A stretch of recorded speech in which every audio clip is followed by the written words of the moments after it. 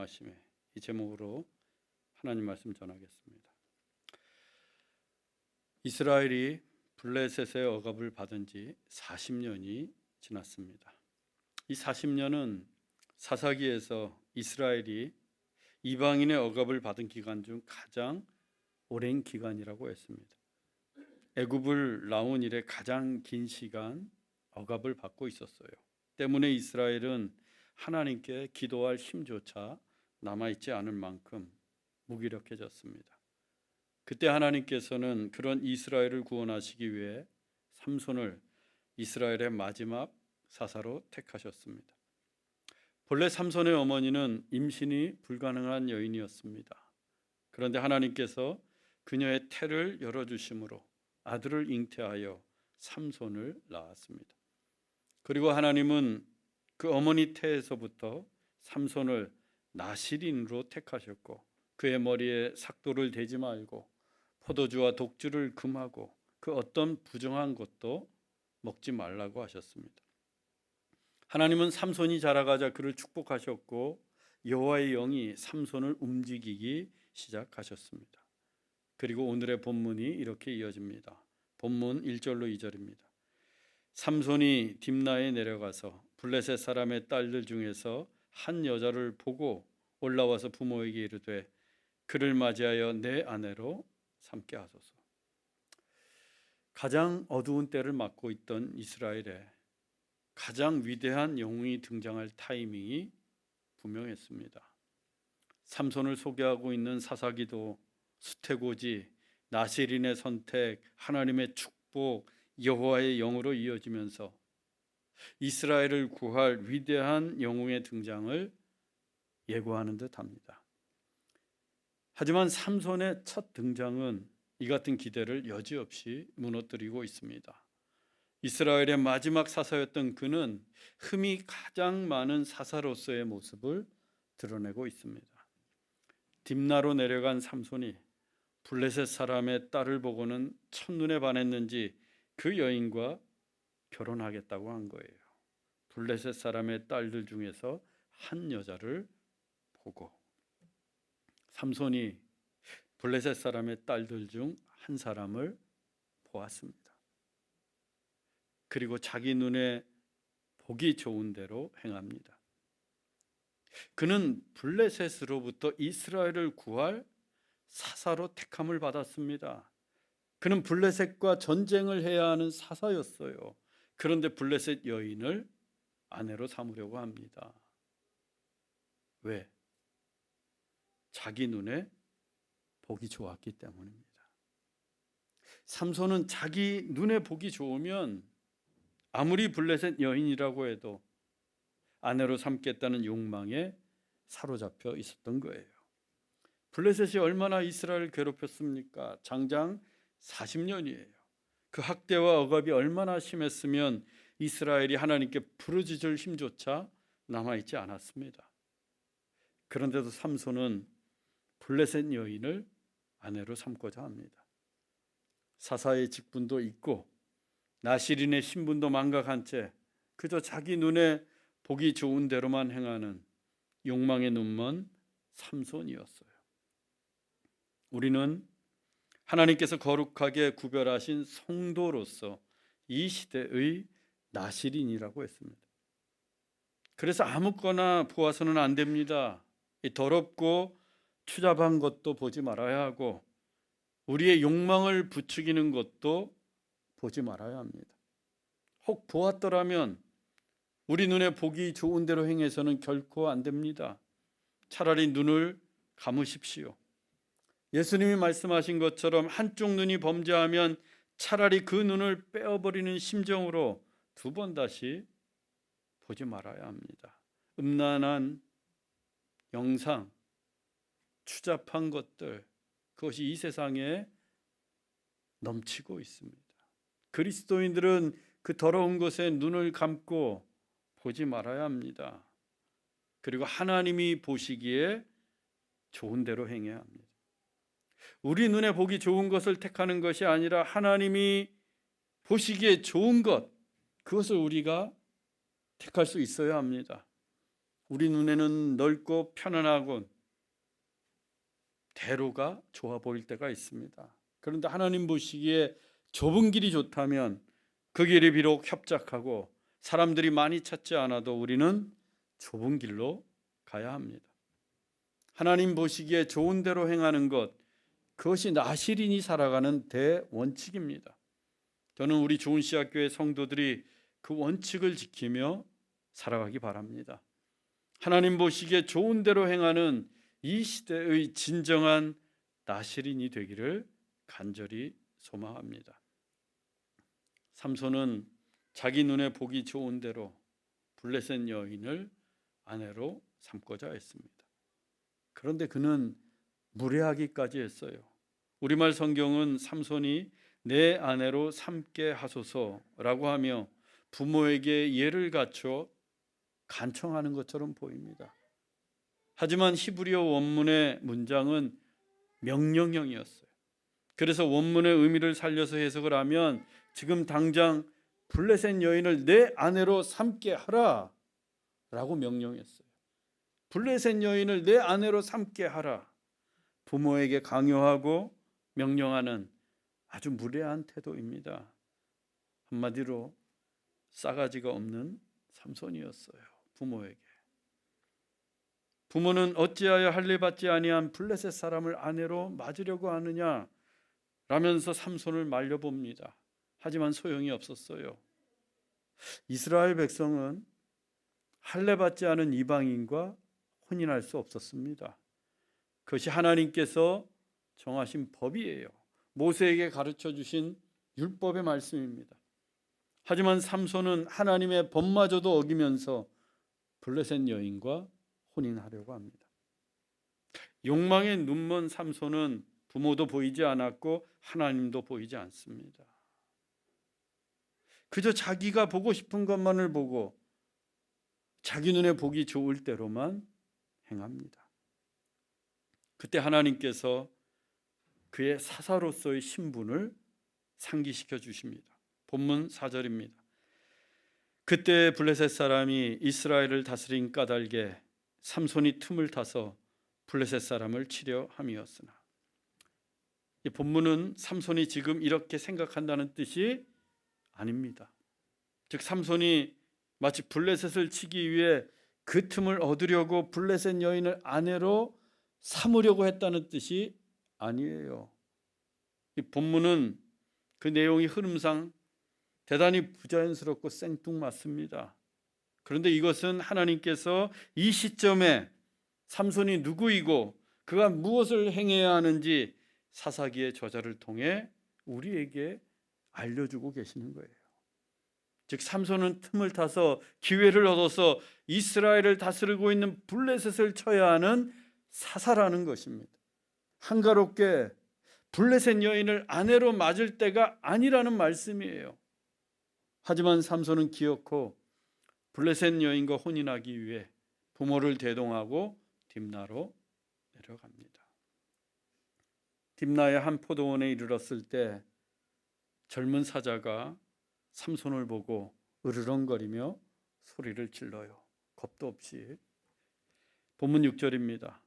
여호와의 영이 삼손에게 강하게 임하니 그가 손에 아무것도 없이 그 사자를 염소 새끼를 찢는 것 같이 찢었으나 그는 자기가 행한 일을 부모에게 알리지 아니하였더라. 여호와의 영이 삼손에게 강하게 임하셨습니다.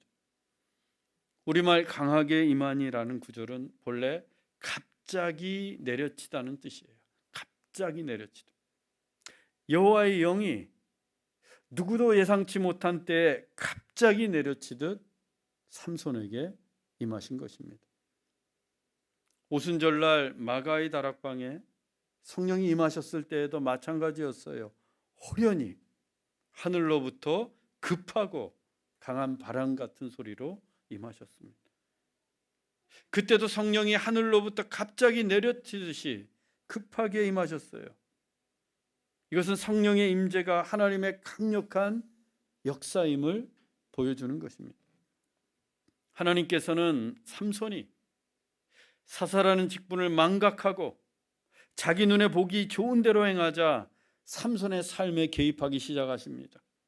여호와의 영이 삼손에게 갑자기 내리치듯이 강하게 임하셨고 그 즉시 성령의 폭발적인 능력이 삼손에게 나타났습니다.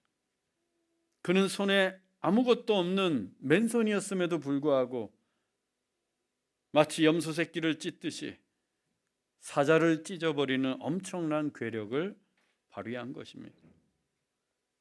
삼손에게 왜 이 같은 일이 일어났을까요? 왜 갑자기 여호와의 영이 임하시면서 삼손에게 폭발적인 힘이 나타난 것일까요? 그 힘으로 블레셋 사람들을 치라는 하나님의 뜻이었습니다. 하나님이 주신 힘으로 블레셋을 쳐서 이스라엘을 구하라는 뜻이었어요.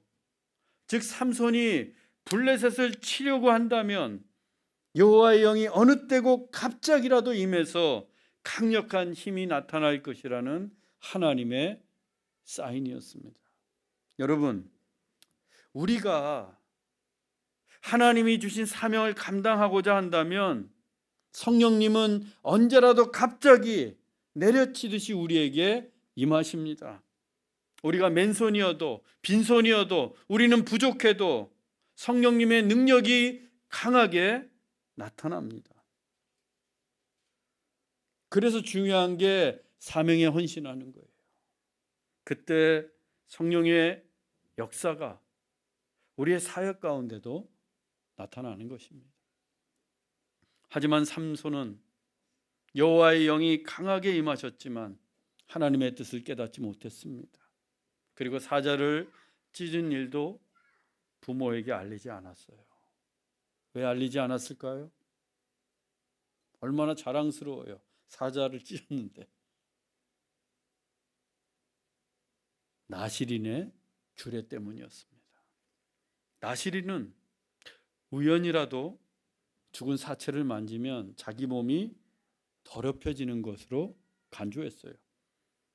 그러면 성전에 있는 제사장을 찾아가서 속죄의 제물을 드리고 8일 동안 정결 예식을 치르는데 7째 날에는 그동안 길렀던 머리도 싹 밀어야 합니다. 그리고 그때부터 다시 머리를 기르기 시작해야 돼요. 이는 자기의 몸을 구별하여 하나님께 드린 나시린의 표가 머리에 있었기 때문입니다. 이처럼 나시린이 주검을 만지게 되면 매우 번거롭게 됩니다. 그런데 삼손이 사자를 찢어 죽였어요. 죽은 사체를 만졌습니다. 그렇다면 나시린의 규례를 따라서 복잡한 정결 예식을 치러야 하는데 삼손은 이 일이 너무나도 번거롭고 귀찮았어요. 그래서 부모에게 알리지 않았던 겁니다. 삼손은 사사로서의 의무도 나시린이 지켜야 할 규례도 다 외면하고 있어요. 삼손은 점점 더 하나님으로부터 멀어지고 있었습니다. 얼마 후에 삼손이 길을 가다가 자기가 죽인 사자의 몸에서 벌떼와 꿀이 있는 것을 발견합니다. 본문 9절입니다. 손으로 꿀을 떠서 걸어가며 먹고 그의 부모에게 그것을 들여서 먹게 하였으나 그 꿀을 사자의 몸에서 떠왔다고는 알리지 아니하였더라. 덩치는 산만한데 비밀은 아주 많습니다. 이 삼손은 거리낌 없이 꿀을 떠먹었고 부모에게도 드렸습니다. 그런데 이것도 나시린의 규례를 어기는 일이었어요. 나시린은 어떠한 부정한 것도 먹어서는 안 됩니다. 이것은 삼손을 잉태했을 때부터 하나님이 가르쳐 주신 규례였어요. 꿀이 아무리 달콤하다고 해도 동물의 사체에서 떠왔다면 분명 부정한 음식이었습니다. 나시린은 먹지 말아야 돼요. 그래서 이번에도 삼손은 그 꿀이 어디에서 났는지 역시 부모에게 알리지 않았던 거예요. 자식들이 부모에게 너무 비밀이 많으면 안 됩니다.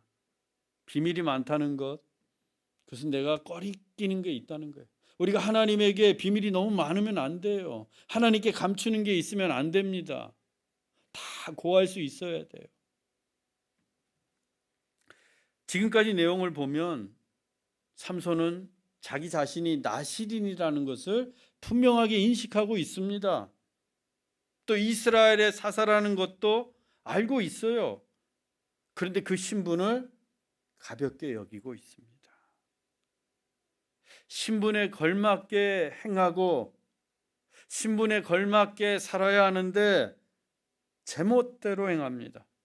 이게 아주 문제가 큽니다. 왜 똑같이 예수님을 믿는데도 누구에게는 성령의 능력이 나타나고 누구에게는 아무 일도 일어나지 않는 것일까요? 똑같이 예수님을 믿는데도 누구에게는 하나님의 역사가 나타나는데 왜 어떤 사람에게는 아무 일도 일어나지 않을까요? 예수님을 믿으면 똑같이 성령님이 임하시는데 자기의 신분을 잊고 제멋대로 살기 때문입니다. 삼손처럼. 우리가 우리의 신분을 잊고 제멋대로 살아간다면 하나님의 일은 시작되지 않아요. 그래서 우리는 그리스도인답게 살아야 합니다. 성도답게 행해야 합니다. 교회는 교회다워야 해야 돼요. 그때 하나님의 일이 우리의 삶과 이 교회에 역동적으로 시작됩니다. 자기의 신분을 망각한 삼손의 일탈은 계속됩니다. 본문 10절로 11절입니다.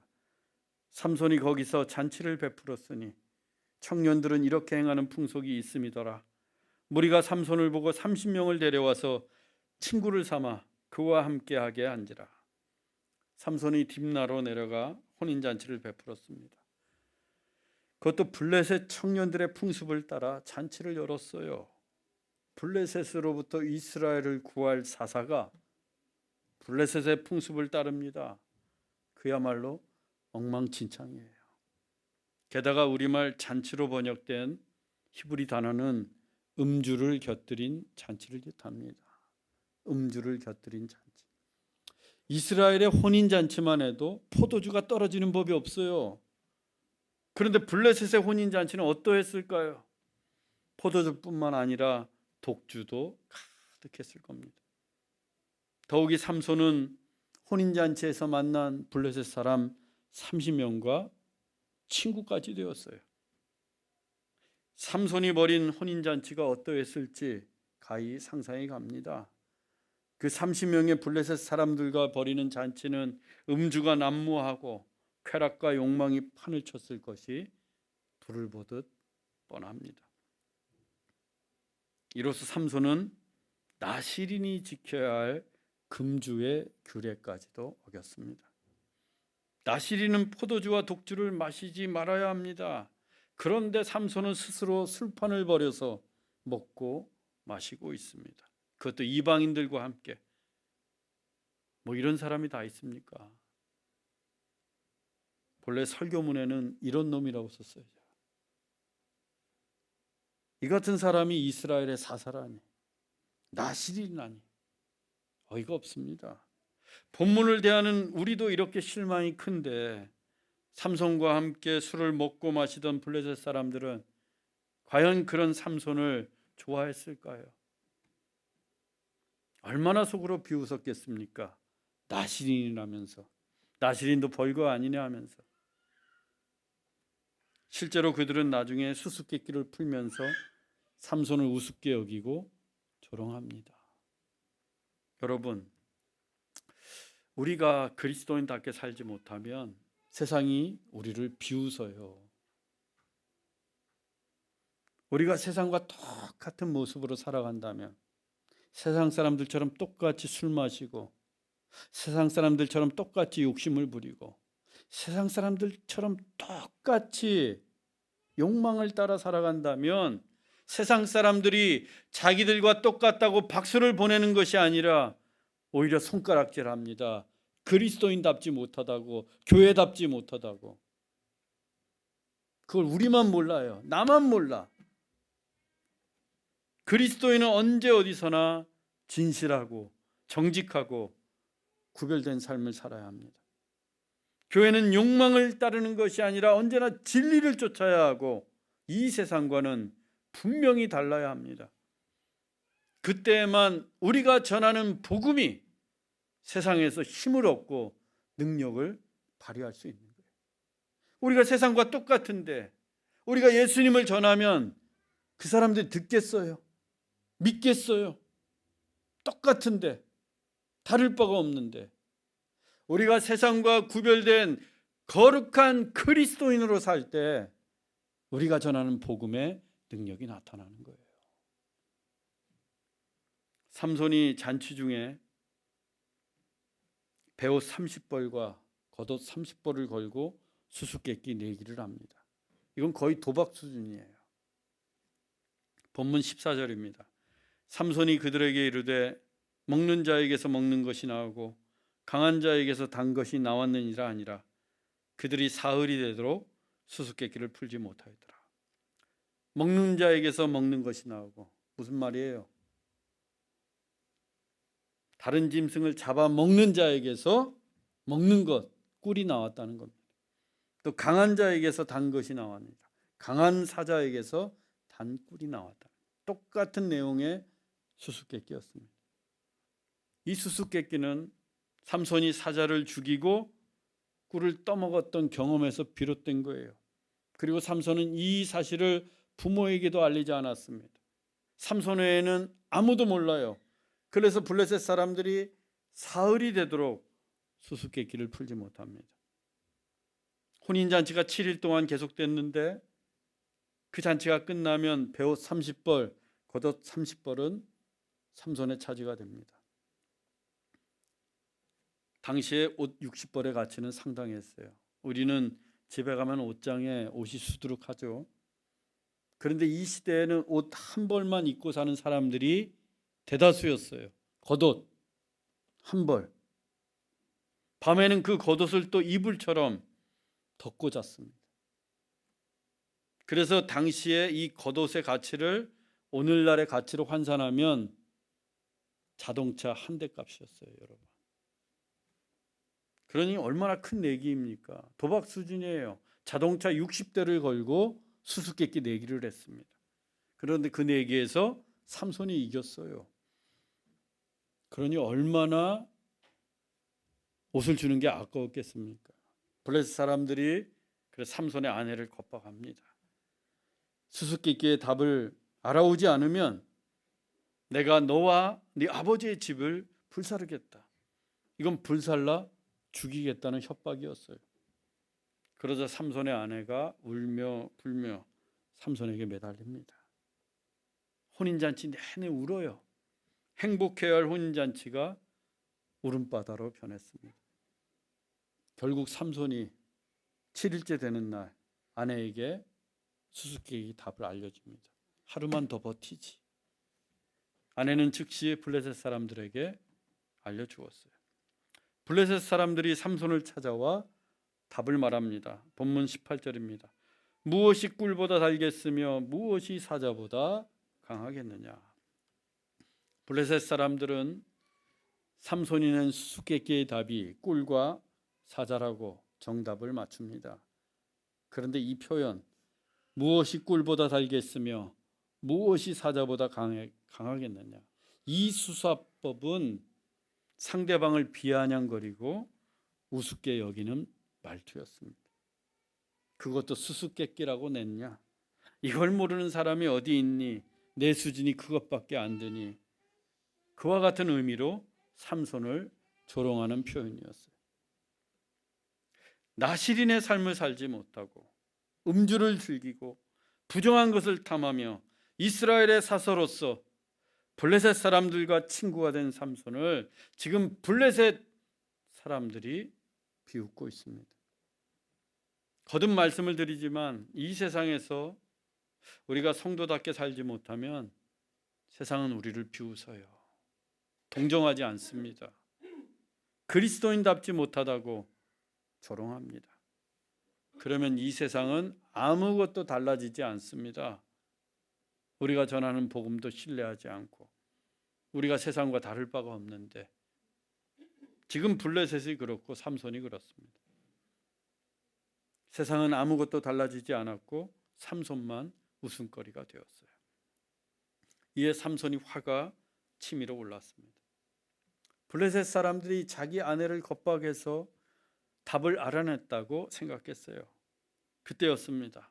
또 여호와의 영이 갑자기 삼손에게 임하셨어요. 본문 19절입니다. 여호와의 영이 삼손에게 갑자기 임하시매 삼손이 아스글론에 내려가서 그곳 사람 30명을 쳐 죽이고 노략하여 수수께끼 푼 자들의 옷을 주고 심히 노하여 그의 아버지의 집으로 올라가고, 여호와의 영이 삼손에게 또 갑자기 임하셨습니다. 그러자 삼손이 아스글론에 내려가서 블레셋 사람 30명을 쳐 죽입니다. 또다시 강력한 힘이 발휘된 거예요. 그리고 그들의 옷을 다 노략해서 수수께끼를 푼 자들에게 주었습니다. 그래도 삼손은 화가 풀리지 않았는지 그대로 아버지의 집으로 올라갔습니다. 이어지는 내용에 따르면 신부의 아버지는 삼손이 신부를 버리고 간 줄 알고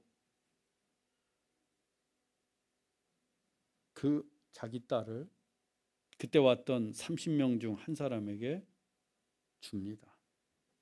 삼손의 동의도 구하지 않고. 이게 나중에 아주 큰 화근이 돼요. 한편 삼손이 블레셋 사람 30명을 죽인 일은 이스라엘의 사사로서 블레셋과 전쟁을 한 게 아닙니다.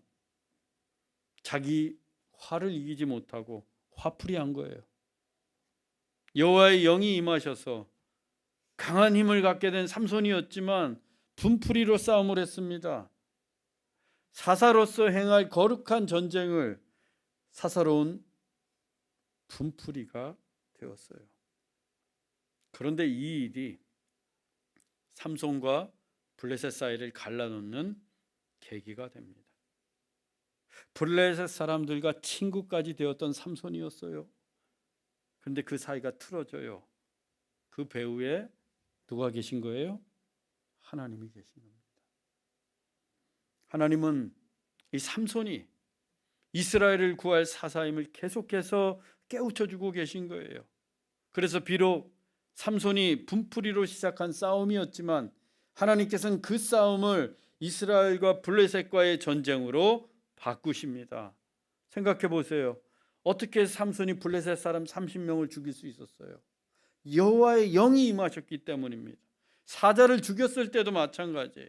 여호와의 영이, 하나님의 영이 갑자기 임하셨고 그 때문에 삼손이 초인적인 힘을 발휘할 수 있었습니다.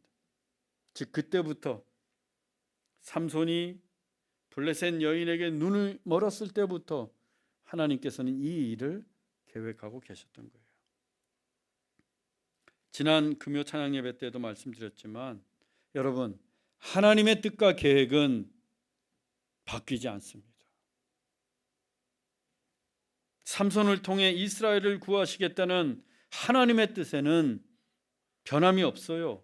하나님은 반드시 그 일을 이루실 것입니다. 그래서 여호와의 영이 갑자기 임하셨던 거예요. 우리가 부족하고 허물투성이이고 여전히 죄인임에도 불구하고 하나님께서는 우리를 통해 일하십니다. 우리를 향하신 하나님의 계획은 변함이 없으세요. 우리 교회를 향하신 하나님의 뜻은 변하지 않습니다. 우리를 택하시고 우리에게 은혜를 베푸시고 갑자기 성령님이 임하셔서 하나님의 일을 이루어 가십니다. 그렇다면 우리가 조금이라도 빨리 하나님의 뜻을 깨닫고 우리의 신분에 걸맞게 살아간다면 우리에게 임하시는 성령을 감격 속에 맞이할 수 있지 않겠습니까? 우리의 두 눈으로 하나님의 놀라운 역사를 생생하게 볼 수 있지 않겠어요? 삼손처럼 나도 모르게 하나님의 일이 이루어지는 것과 온몸으로 하나님의 일을 체험하는 것, 이 둘 중에 우리는 무엇을 경험해야 될까요? 마땅히 온몸으로 하나님의 일을 체험하고 우리의 두 눈으로 생생하게 하나님의 일을 보아야 합니다. 그 시작은 우리의 신분을 잊지 않는 거예요. 우리의 신분에 맞게 살아가는 겁니다. 안타깝게도 삼손은 마지막 때 죽는 그 순간 오직 그때만 사사로서 살았습니다. 일평생 사사로 살지 못하다가 마지막 때에만 비로소 사사로 나신인으로 살았던 거예요. 태어났을 때부터 사사로 택함을 받고 어머니 뱃속에 있을 때부터 나신인으로 선택되었는데, 그런 삼손이었는데 두 눈이 다 멀었었고 사슬에 매었을 때, 바로 그때 죽어가는 그 순간